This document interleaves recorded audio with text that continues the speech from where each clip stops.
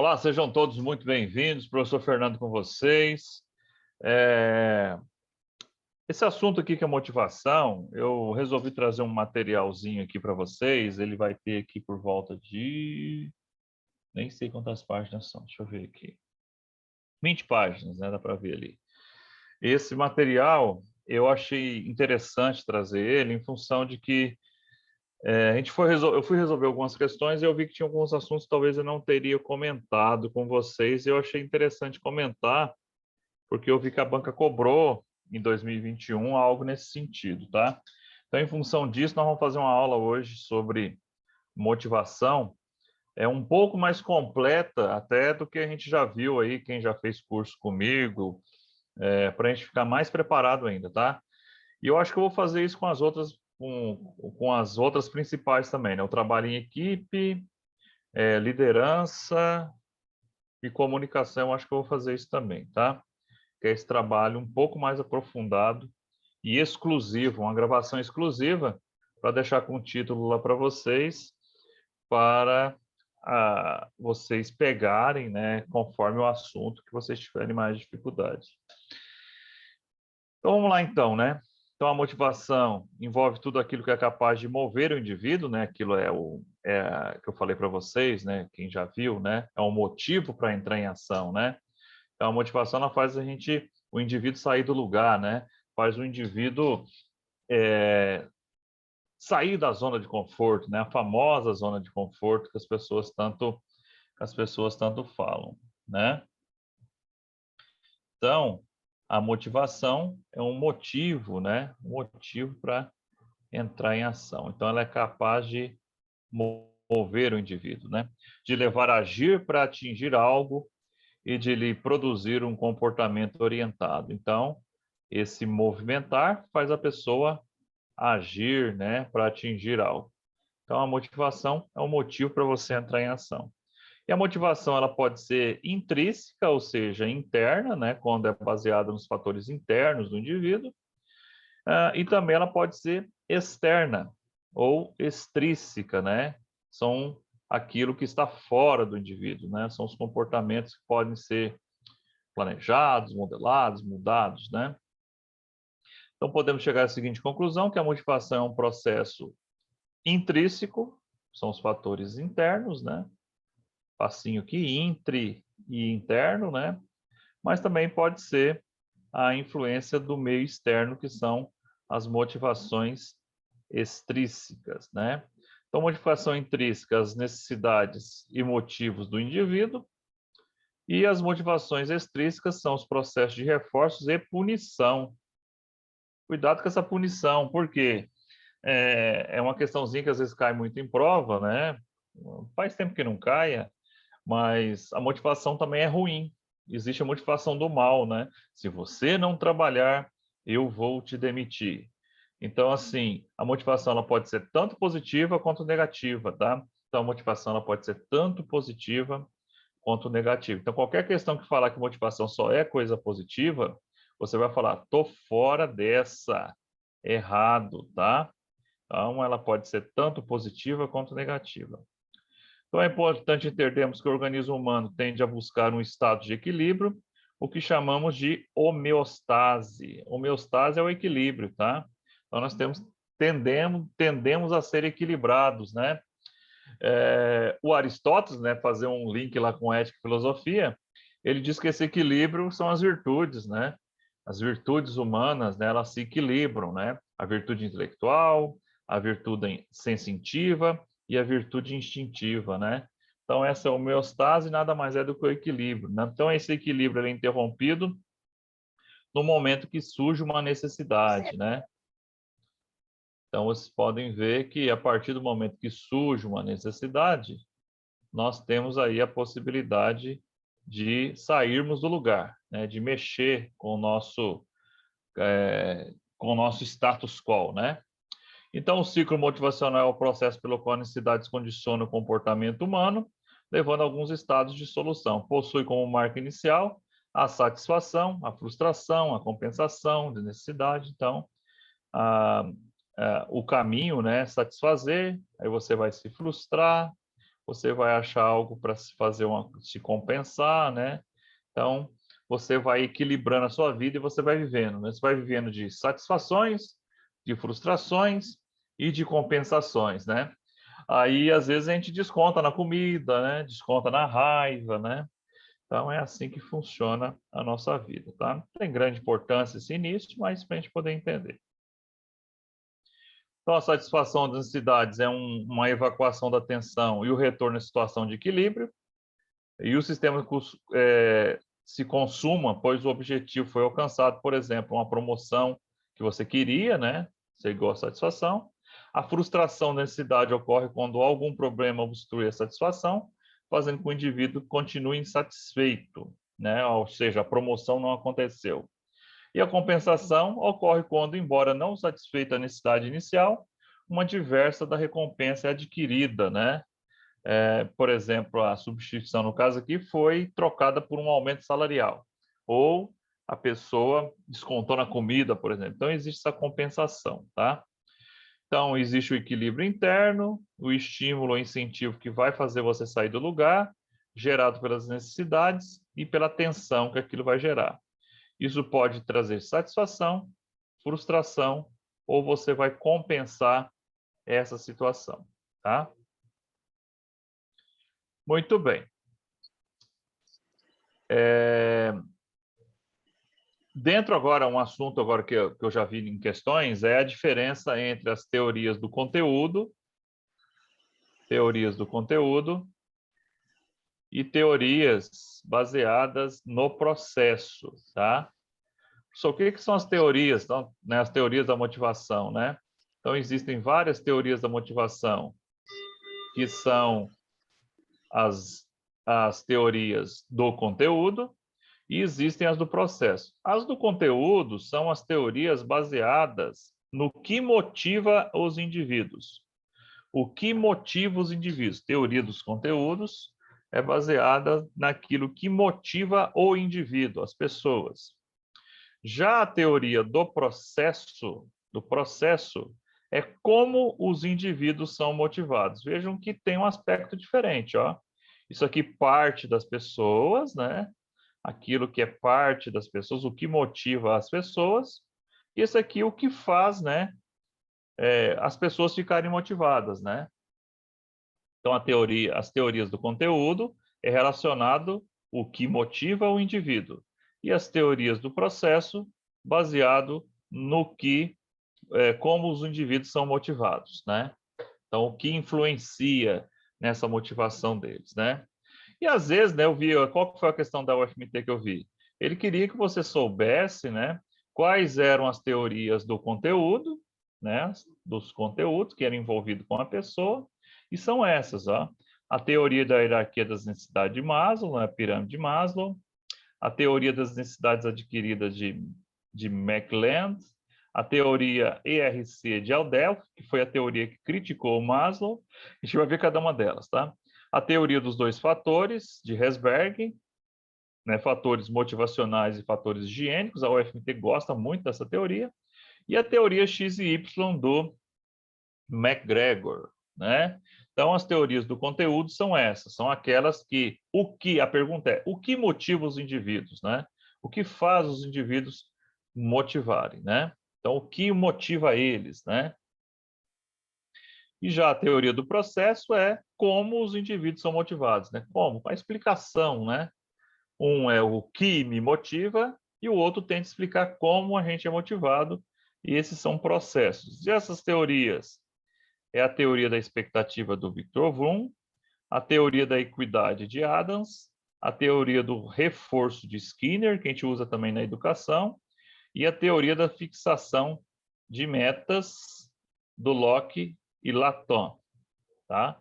Então, o que eu recomendo você, né, decore um dos lados, né? Por exemplo, a teoria do conteúdo, Maslow, necessidades adquiridas, é necessidade também, né? Não tem como. Se cair a teoria das necessidades adquiridas, você lembra das necessidades, ela é uma teoria do conteúdo. Teoria ERC do Adelphi, teoria dos dois fatores e teoria X e Y, né? Então, aí você decorando um dos lados, né? Como por exemplo, essas são as teorias do conteúdo, qualquer outra não é teoria do conteúdo, né? Macetezinho é esse, tá? E vejam que a única para quem teve aula comigo, que a gente viu mais detalhadamente de teoria do processo é a do Victor Vroom. Então, as teorias do conteúdo, elas caem mais em concurso, as teorias do conteúdo, elas caem mais em concurso do que as teorias do processo, tá? Isoladamente eu falo, tá? Mas eu vi uma questão que a gente precisava saber se essas teorias elas eram conhecidas como teorias de conteúdo ou teorias de processo, tá?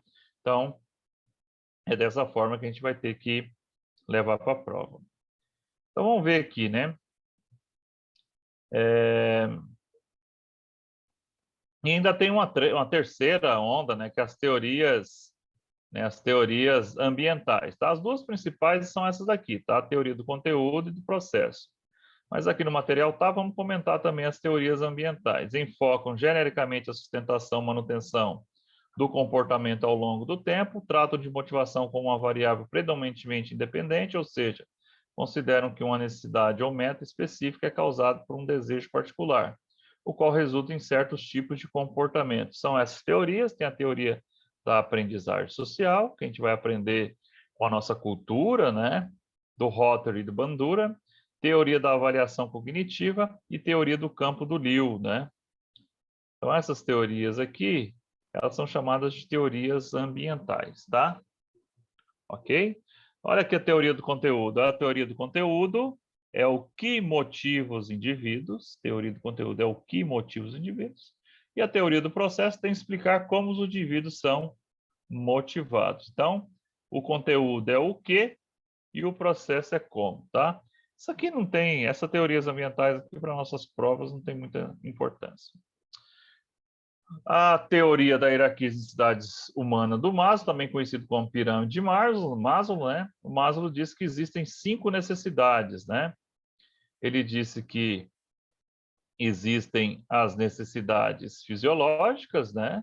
As necessidades de segurança, as necessidades sociais, né? Ou afetivas, a necessidade de autoestima ou estima e as necessidades de autorrealização, né?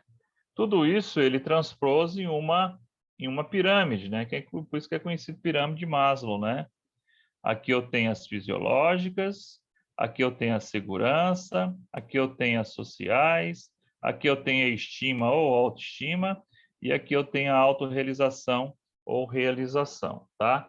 Às vezes a banca vai querer saber se você sabe quais são, né? As necessidades, né? Qual é a ordem dela? A ordem é nessa aqui, ó, fisiológica, segurança, sociais, estima e autorrealização. E ele também pode perguntar, você sabe quais são as primárias ou básicas? Segurança e fisiológica são as primárias ou básicas. Quais são as secundárias? As secundárias são a social, estima e autorrealização, tá? Então, muito bem. Então, a pirâmide de Maslow é uma que cai muito em prova. O que você precisa saber é que ela é uma teoria do conteúdo e que existem 5 necessidades que estão dispostas de forma hierárquica. Essa é a grande crítica à teoria do Maslow, tá? A grande crítica. Essa hierarquia, na verdade, ela não existe na prática, tá? Ele dizia que para a pessoa passar de uma necessidade para outra, precisava zerar totalmente a necessidade anterior, tá? A gente sabe que isso não condiz com a realidade, tá? Na nossa vida. Mas cai muito em prova em função de ser uma das primeiras teorias, né? A partir da década de 40 que essa teoria surgiu. A teoria das necessidades adquiridas é outra que tem necessidades, mas é das adquiridas, do David McCrean. Para a teoria da realização, dos motivos humanos, das necessidades adquiridas, então ele pode ser chamada de teoria da realização, teoria dos motivos humanos ou das necessidades adquiridas. Então, se tiver só necessidades, Maslow, né? Se tiver adquiridas, David McClelland. McClelland, as necessidades são atendidas e socialmente adquiridas com a interação do ambiente. As necessidades são 3 categorias: necessidades de realização, do sucesso, necessidades de afiliação, né, participar de algo, né, ter amizade, e necessidades de poder, desejo de influenciar e controlar.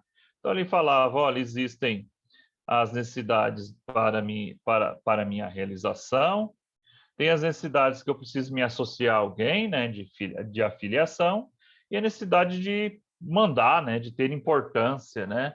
Então, essas são as necessidades adquiridas, tá? Assim, muito raro de cair, né? Às vezes ela cai mesmo para ser uma também teoria do conteúdo, né? Como a gente vai ver, ouviu em algumas questões, né? Então, não é uma teoria que cai muito em prova. Então, você precisa saber que são 3 necessidades, né? Que ele descreveu, essas necessidades ele chamou de necessidades adquiridas.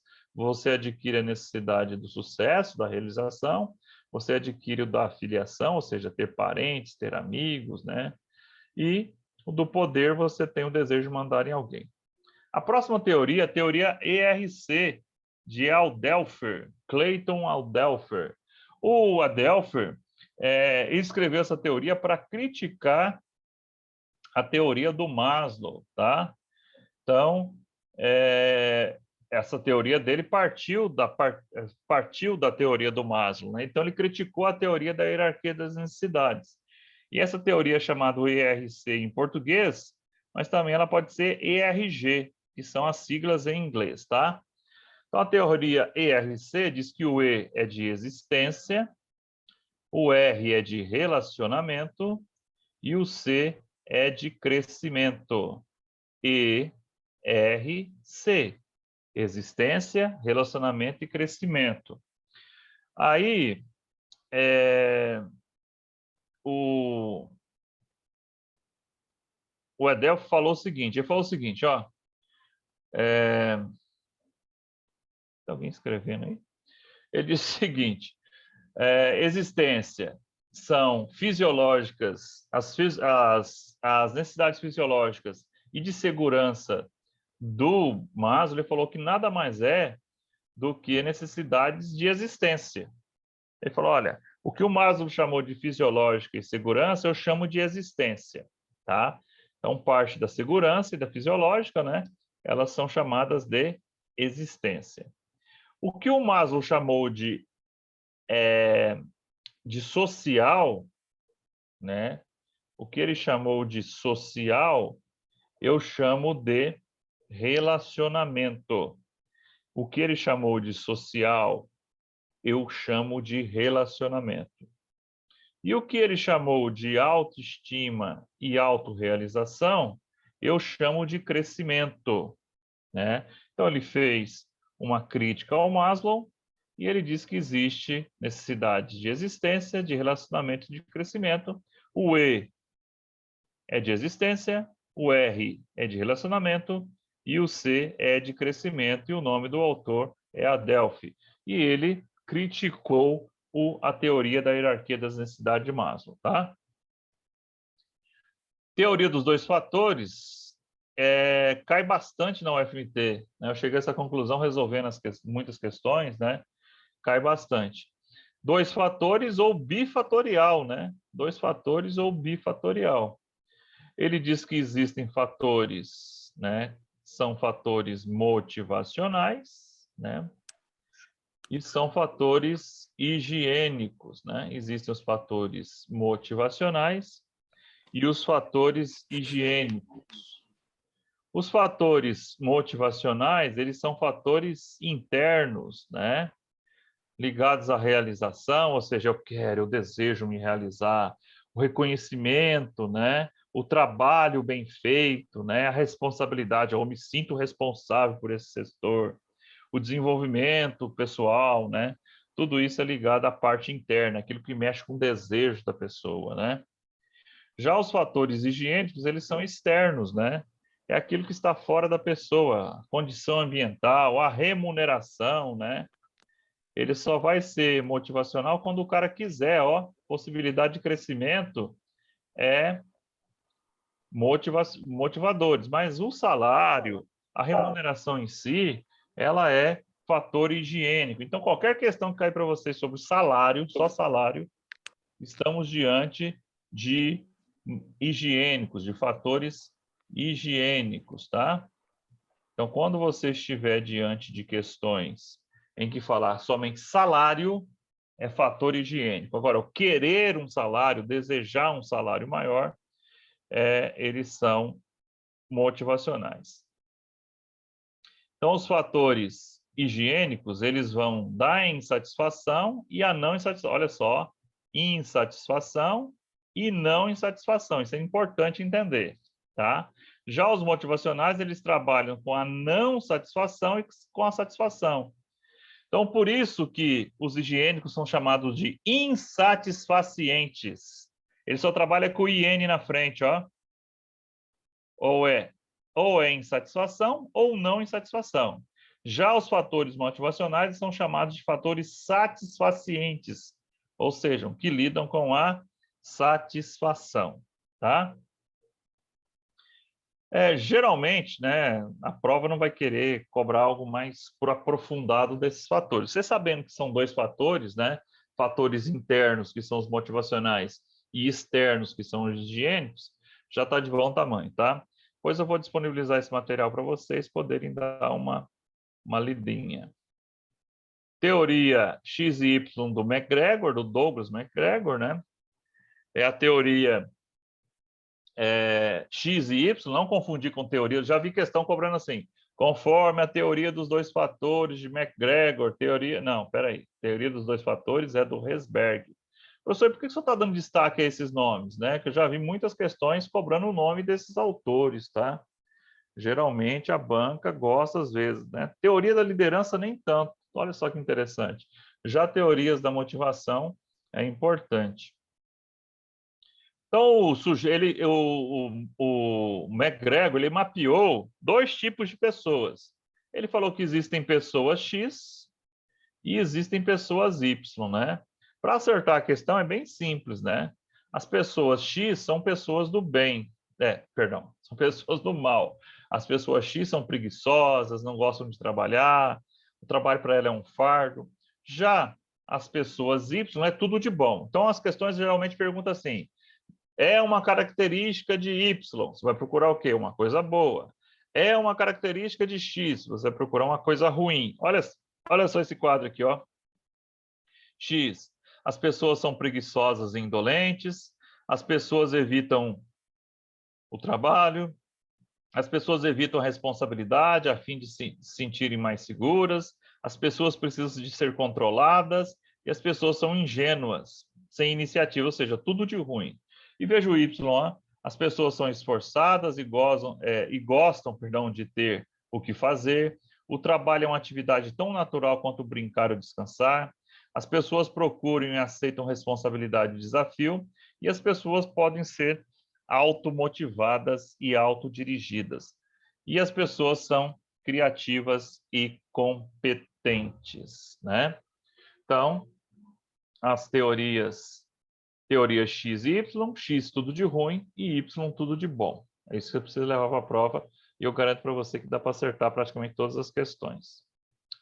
E aí nós temos aqui já uma teoria, a teoria do Victor Vroom é a teoria de processo, né? Até aqui, né, até o X e Y, teoria de conteúdo, né? O que motiva as pessoas. E agora nós vamos entrar naquelas teorias de como motivar as pessoas, né? Conteúdo é o que motiva a pessoa e teoria do processo é como motivar pessoas, tá? E a teoria do Victor Vroom, ele disse, a teoria da expectativa, ele disse que existem três elementos, né, que os nossos três fatores, né, três fatores não, tá? Não até botar esse nome não, três elementos, tá? A valência, a instrumentalidade e a expectativa que move as pessoas. A valência é o valor que a pessoa dá para uma recompensa, tá? A valência é um valor que as pessoas dão para uma recompensa. O cara pode dizer, eu quero ser o funcionário do mês. Opa, se isso for uma valência aceita pelo aquele grupo, ele vai abraçar fortemente aquele valor, né? Então, a valência é o valor que a pessoa dá para uma recompensa. Já a instrumentalidade, né, é o desempenho é ligada ao desempenho, né?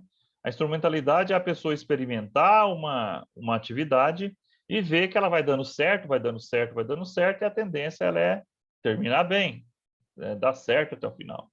E o contrário também é verdadeiro, né? A pessoa começa a experimentar, dando errado, dando errado, dando errado, e pode ser que não termine bem, dê super errado.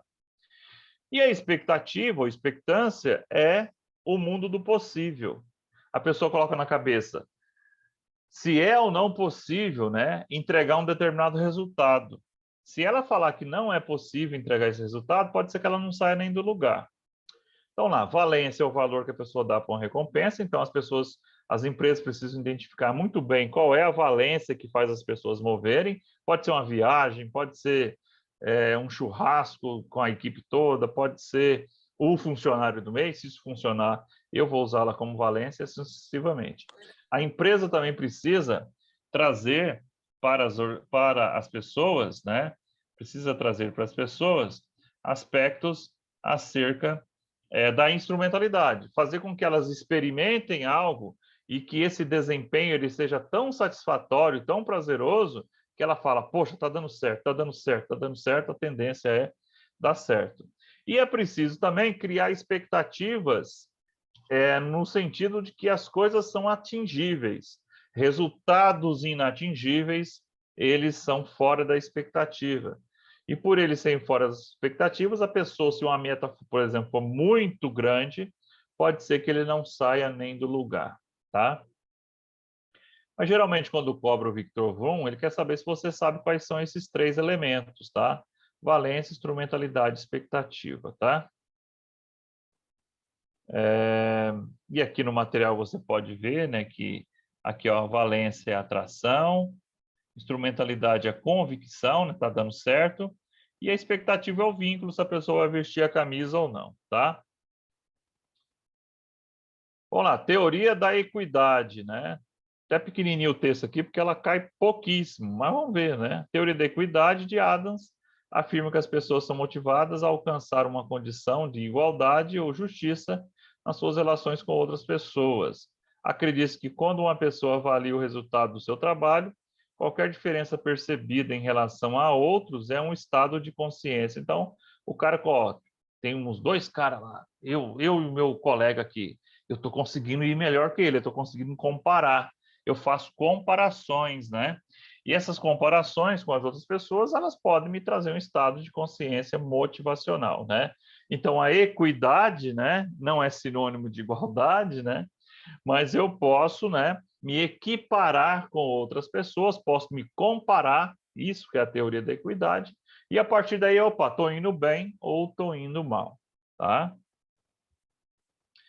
Teoria do Skinner, teoria do reforço. Essa teoria é interessante, é uma teoria Skinner, né?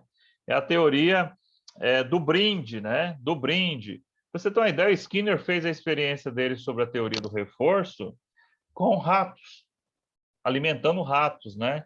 Aquela ideia do cachorro fazer alguma peripécia se você premiar ele com um biscoitinho ou com a ração, é uma ideia do Skinner, né? Isso foi introduzido na educação, né? Quando a gente faz uma prova, né? Lembra lá que tinha a estrelinha para botar na testa do aluno?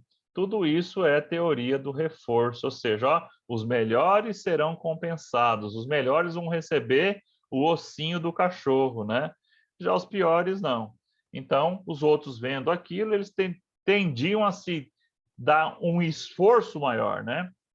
Apesar de ser reforço, a pessoa ia se esforçar mais. Então, a teoria do reforço de Skinner, né, enfatiza que a maior parte do comportamento humano produz efeito do mundo exterior e suas consequências podem influenciar o organismo, dando-lhe possibilidade de alterar sua frequência de emissão. Na teoria, existem 3 conceitos, né? O reforço positivo, quando o comportamento desejado é alcançado, um elemento de recompensa é adicionado, ou seja, dar a raçãozinha para o cachorro ou o biscoitinho para o cachorro, ele vai ter essa recompensa. Reforço negativo é um elemento aversivo ao indivíduo, é retirado do ambiente com um reforço para a continuação do comportamento, né? Então, um elemento que não está ajudando, eu retiro ele do ambiente. E a punição, né? Reforça qual comportamento indesejável, ou seja, que não deve ser manifestado para evitá-lo, né? Aí a gente lembra, né, do castigo dos alunos, existe o castigo, né? Aquele aluno que não se comportava, ele ia para a punição, para o castigo. Então, a teoria do reforço, ela inclusive foi a teoria de introduzir a premiação e o castigo do aluno, né? Aqui tem uns exemplos do material que vão para a gente poder entender. Vamos lá. Reforço positivo. Numa determinada turma de faculdade, temos um aluno que dificilmente participa das aulas por medo de falar em público. No entanto, esse aluno, certo dia, decide participar de uma apresentação e, após o término de sua fala, todos começam a elogiá-lo. O que você acha que irá acontecer com o comportamento de fala em sala desse aluno, né? Então, a resposta é de que, com certeza, né, com essa premiação que ele teve, do ego dele, ele irá participar mais vezes. Vamos ver agora um exemplo de reforço negativo. Suponhamos que você diga ao seu filho que, enquanto ele apresentar o seu quarto arrumado e limpo, todas as suas sexta-feiras não precisará lavar a louça. Olha só, né? Tirou algo negativo, né? Após o almoço domingo. Note que você retira um elemento aversivo, né? Para que ele continue com o comportamento de organizar o quarto. Então, quando aqui é uma coisa, né? O positivo é dar uma compensação, um presente, e o negativo é tirar do cara algo que ele não gosta. E a punição, né? Agora, suponhamos que na semana passada seu filho saiu de casa na sexta-feira sem organizar o cômodo. Como resultado, você fez lavar toda a louça do almoço da família no domingo. Nesse caso, temos um exemplo de punição, que é o chamado reforço, e não reforço negativo. É chamado reforço punição, na verdade, nem é reforço, né? É uma punição, tá? Então, veja, o negativo é tirar algo negativo, tá? Quando eu aplico algo ruim, eu chamo de punição. Tá? Então, Skinner ajudou muito nas teorias da educação, tá? Teoria da fixação de metas, Ed Locke e Gary Latham. Então, a teoria da fixação de metas objetivos, né, diz que o comportamento das pessoas é motivado por suas intenções e seus objetivos, que podem estar intimamente relacionados ao comportamento específico. As metas de uma pessoa são a principal determinante da motivação relacionada à tarefa, visto que metas dirigem o pensamento e as ações. Portanto, as metas podem variar em conteúdo. Posso classificá-las como fácil ou difícil, geral ou específico, simples ou complexo, né? E a intensidade de acordo com a percepção e importância que dá. Uma aplicação frequente da teoria de Ed Locke pode ser encontrada no modelo da administração por objetivos, pois possui implicações fortes em avaliações de desempenhos e aferição, né? Então, realmente, essa teoria da meta e objetivo, né? Ela é uma teoria que leva em consideração esse aspecto, né? Do desempenho, né? Avaliação de desempenho. E muitas vezes, lá na avaliação por desempenho, é um acordo entre superior e subordinado. Superior e subordinado, eles entram em acordo para cumprir as metas. E aqui tem um resumo, né? Um resuminho aqui das principais, né? Teorias do conteúdo do processo. Vou mandar esse materialzinho para vocês, tá? E veem pelo menos os resumos, né? Para a gente poder ficar preparado aí para as nossas provas, principalmente da UFMT, tá bom? É isso aí, meu povo, tá? No nosso próximo encontro, né? Nós talvez vamos ter que ter vários encontros até a próxima semana, né? Na outra semana já é a prova, mas a gente vai se conversando e a gente vai reforçando aquilo que é mais importante nas nossas relações interpessoais, né?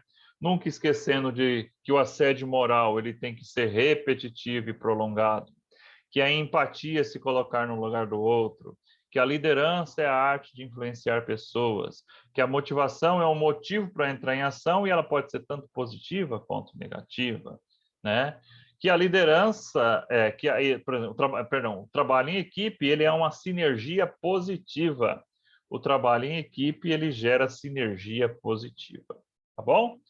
Nunca se esqueçam disso, que isso cai, esses temazinhos que eu falei no final caem bastante como questões de prova. Alguma pergunta, algum questionamento?